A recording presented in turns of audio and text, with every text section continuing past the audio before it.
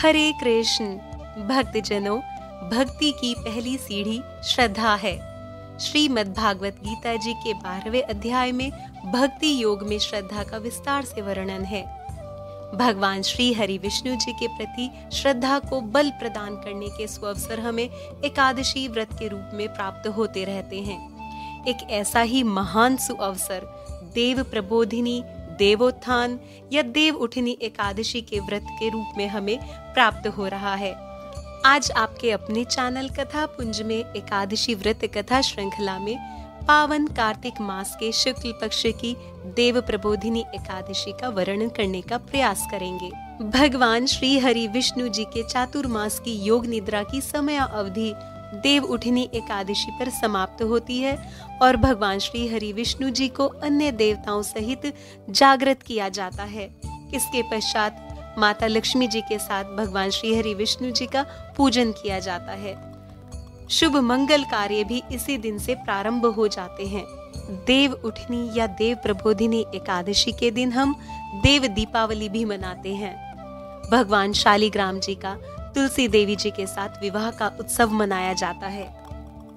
अब सबसे पहले पुराणों में दिए गए वर्णन के अनुसार एक बार देव ऋषि नारद जी के आग्रह करने पर ब्रह्मा जी उन्हें देव प्रबोधिनी एकादशी की महिमा बताते हुए कहते हैं कि हे प्रिय पुत्र नारद, कार्तिक के पावन माह में शुक्ल पक्ष में देव प्रबोधिनी एकादशी भोग और मोक्ष दोनों प्रदान करती है। हे नारद, भागीरथी गंगा जी पृथ्वी पर तभी तक गरजती हैं जब तक पापों को नाश करने वाली कार्तिक में प्रबोधिनी एकादशी नहीं आ जाती। तीर्थ, समुद्र, सरोवर तभी तक गरजते हैं जब तक कार्तिक की प्रबोधिनी एकादशी नहीं आ जाती। 1000 अश्वमेध और 100 सूर्य का फल मनुष्य को प्रबोधिनी एकादशी के उपवास से मिल जाता है। नारद जी बोले कि एक बार भोजन करने से, नक्त भोजन करने से और उपवास करने से क्या पुण्य प्राप्त होता है, सो मुझसे कहिए पिताश्री। ब्रह्मा जी बोले, एक बार भोजन करने से 1 जन्म के पाप, सायकाल भोजन करने से 2 जन्म के पाप और उपवास करने से 7 जन्म के पापों का नाश होता है।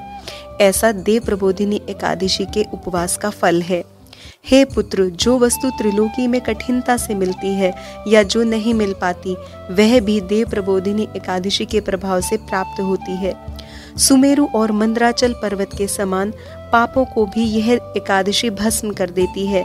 हजारों पूर्व जन्मों में किए गए दुष्कर्मों को भगवान के प्रति जागरण करने से और व्रत करने से वह रुई के ढेर के समान जलकर भस्म हो जाते हैं। वेद के निंदक, नास्तिक, परिस्त्रीगामी, उपकार को न मानने वाले, धोखा देने वाले, संतों का अपमान करने वाले और भ्रष्टाचारी, ऐसे मनुष्यों के तन में धर्म का वास नहीं होता। यदि इन पापों का प्रायश्चित करने की इच्छा हो तो प्रबोधिनी एकादशी का व्रत करने से ऐसे समस्त पाप जन्म जन्मांतर तक नष्ट हो जाते हैं।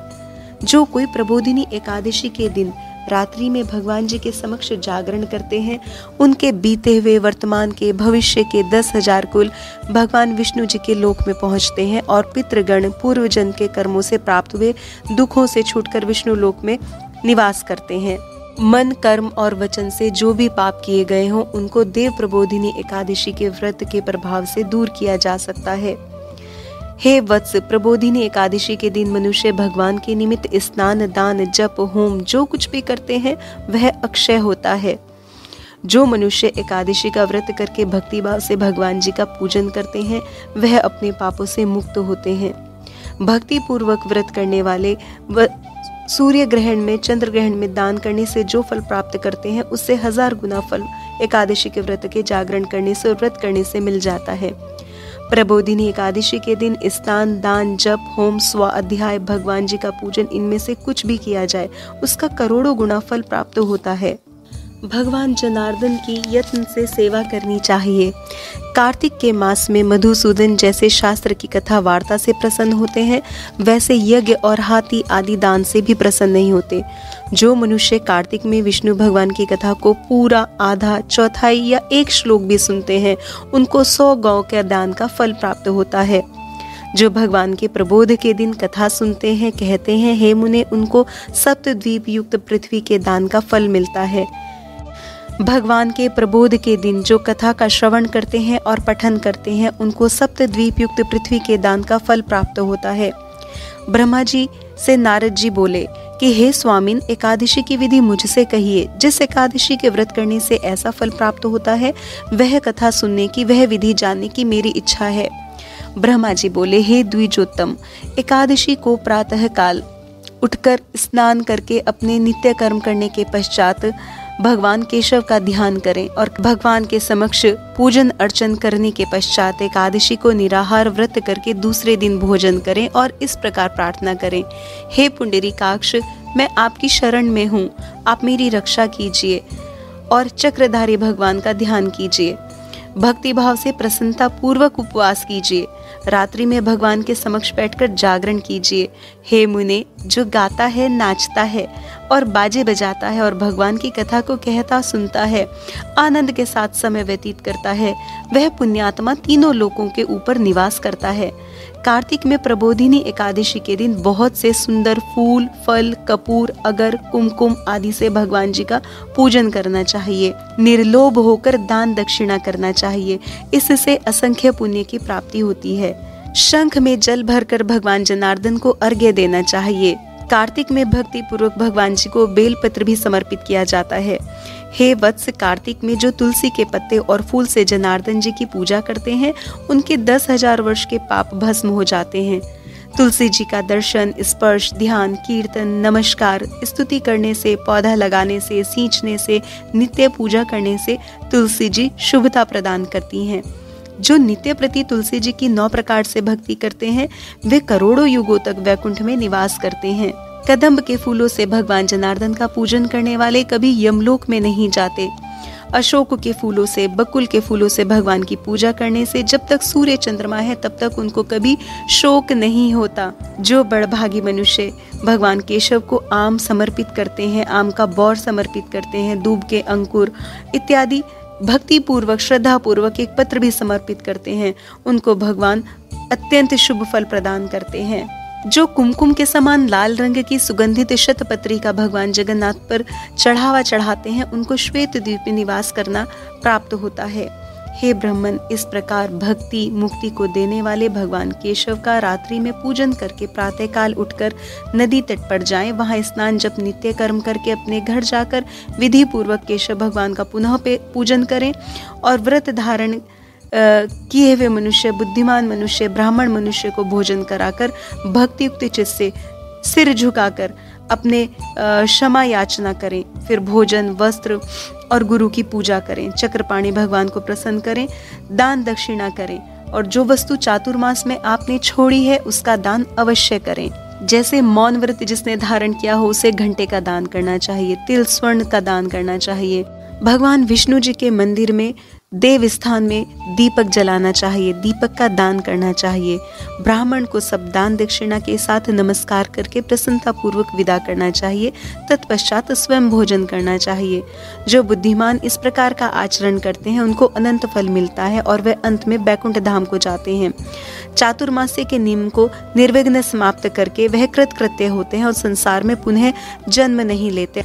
श्रीमद् देवी भागवत पुराण के अनुसार भगवान शिव जी के अंश से उत्पन्न हुए जलंधर नामक राक्षस ने अपार शक्ति अर्जित की। उसकी शक्ति का कारण उसकी पतिव्रता पत्नी वृंदा थी। वृंदा भगवान विष्णु जी की परम भक्त थी। वृंदा के पतिव्रत धर्म के कारण सभी देवी देवता मिलकर भी जलंधर को परास्त नहीं कर पा रहे थे। जलंधर को अपने शक्तिशाली होने का अभिमान हो गया और वह वृंदा के पतिव्रत धर्म की अवहेलना करके देवताओं के विरुद्ध कार्य करके उनकी स्त्रियों को भी सताने लगे। जलंधर को मालूम था कि ब्रह्मांड में देवों के देव महादेव को हराकर वह सर्वशक्तिमान रूप से स्वयं को स्थापित कर सकते हैं और त्रिलोकीपति बन सकते हैं। अतः उन्होंने कैलाश पर आक्रमण करने की योजना बनाई और सभी असुरों को इकट्ठा किया। कैलाश जाकर देवी पार्वती जी को पत्नी बनाने का प्रयास करने लगे। इससे देवी पार्वती जी क्रोधित हो गईं और महादेव जी को जलंधर से युद्ध करना पड़ा। लेकिन वृंदा के सतीत्व के कारण भगवान शिव का हर प्रहार जलंधर निष्फल कर देता। समस्त देवी देवता जलंधर के प्रकोप से परेशान होकर भगवान श्री हरि विष्णु जी की शरण में गए। भगवान श्री हरि विष्णु जी से प्रार्थना करने लगे कि हे भगवान, हम आपकी शरण में हैं, हमारी सहायता कीजिए। शरणागत वत्सल भगवान विष्णु जी ने कहा कि मैं शीघ्र ही इस समस्या का समाधान करूंगा। इसके पश्चात भगवान विष्णु जलंधर का रूप बनाकर वृंदा के कक्ष में पहुंचे। भगवान विष्णु की पूजा करने के उपरांत वृंदा ने पति को अपने समक्ष देखकर प्रेम पूर्वक उनके चरणों का स्पर्श किया और वृंदा का पतिव्रत धर्म टूट गया। भगवान विष्णु जी ने अपने स्वरूप में आकर वृंदा को दर्शन किए।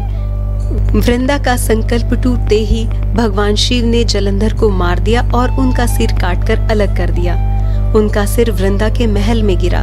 जब वृंदा ने देखा कि मेरे पति का सिर तो कटा पड़ा है, तो फिर ये जो मेरे सामने खड़े हैं ये कौन हैं? उन्होंने पूछा, मैंने आपके चरण स्पर्श किए हैं अपना पति मानकर, आप कौन हैं? भगवान विष्णु कुछ न बोल सके और वृंदा सारी बात समझ गई। उन्होंने भगवान को श्राप दे दिया कि आप पत्थर के हो जाइए। भगवान ने तुरंत उनके श्राप को स्वीकार किया और शालिग्राम के रूप में परिणत हो गए। सभी देवी देवता हाहाकार मचाने लगे और लक्ष्मी जी के आग्रह पर वृंदा ने भगवान को वापस वैसा ही कर दिया, परंतु स्वयं सती हो गई। उनकी राख से एक पौधा निकला। तब भगवान विष्णु जी ने कहा, आज से इनका नाम तुलसी है और मेरा एक रूप इस पत्थर के रूप में हमेशा शालिग्राम के रूप में तुलसी जी के साथ पूजा जाएगा। मैं बिना तुलसी जी के प्रसाद स्वीकार नहीं करूंगा। तब से तुलसी जी की पूजा सभी करने लगे और तुलसी जी का विवाह शालिग्राम जी के साथ कार्तिक मास में किया जाने लगा। देव उठनी एकादशी के दिन तुलसी विवाह के रूप में यह उत्सव मनाया जाता है।